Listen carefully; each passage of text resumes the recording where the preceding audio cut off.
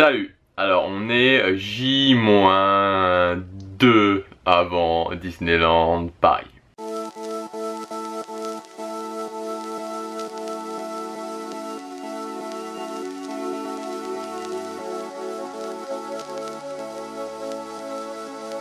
Alors, comme vous avez pu le constater, aujourd'hui on est dans un temps bien belge.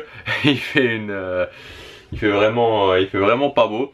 J'ai commencé à regarder la température d'ailleurs et je crois que pendant mon séjour, c'est-à-dire du vendredi au mardi, je crois qu'il fait pas super beau à Disneyland Paris.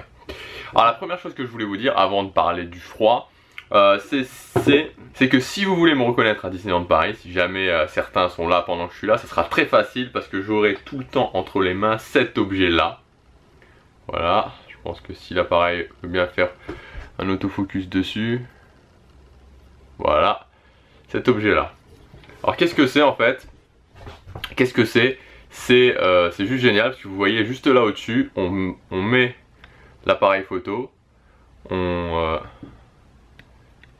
bref, il veut pas, ça va être sûrement flou. Voilà, juste là au-dessus, on visse l'appareil photo et en fait voilà, comme je vais me filmer quasiment tout le temps, vous pouvez le tenir comme ça, vous avez votre appareil photo au-dessus, vous pouvez le tenir comme ça.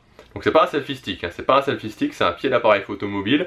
Vous pouvez le tenir comme ça, vous avez votre appareil, donc c'est super pratique pour se filmer, même pour se filmer voilà, comme en mode selfie. Et quand vous avez besoin, voilà, c'est un pied aussi, donc vous pouvez le poser. Vous pouvez le poser pour prendre une photo, donc on voit pas, mais c'est pas grave. Vous pouvez le poser pour prendre une photo. Voilà, et j'adore, j'adore ce truc là. La deuxième chose aujourd'hui que je voulais vous dire, c'est vous parler du froid. J'avais déjà fait une vidéo il y a quelques temps sur le froid et souvent je reçois des questions dessus de gens qui me disent voilà, j'ai un petit peu peur, est-ce qu'il fait pas trop froid pendant l'hiver? Donc oui, il fait froid et oui, c'est un gros problème le froid à Disneyland Paris. Donc en fait, bon, cette année a priori, je dis bien a priori, les températures ça devrait aller.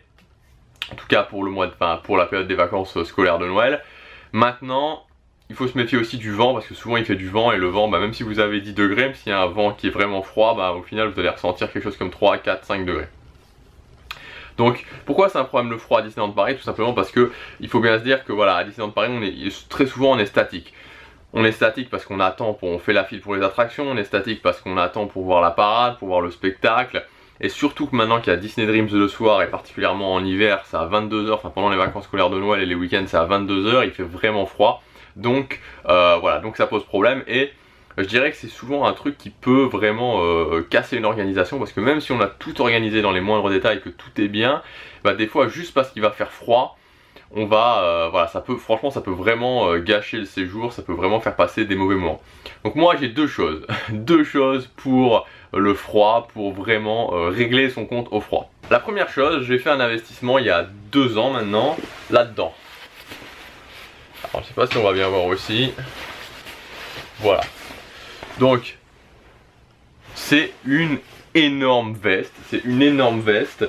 C'est quasiment une veste de ski en fait. C'est quasiment une veste de ski. Alors je vous le dis tout de suite, c'est pas du tout esthétique, c'est pas très beau. Mais au moins on a chaud dedans et c'est l'important. Donc la priorité c'est vraiment d'avoir vraiment une grosse veste. Si vous avez une grosse veste, si vous avez une énorme veste, alors évidemment vous ne mettez pas en t-shirt en dessous, mais si vous avez une grosse veste déjà vous allez avoir beaucoup moins froid. Moi je sais que je suis très frileux, j'ai passé toute une partie de mon enfance et mon adolescence, enfin la fin de mon enfance et mon adolescence à Nice. Et même à Nice, donc dans le sud de la France, j'étais considéré comme frileux. Donc vous imaginez qu'à Paris et maintenant où je vis en Belgique, voilà. Donc je suis quelqu'un qui a vraiment facilement froid. Et la deuxième astuce, en plus de la veste, c'est d'utiliser la laine.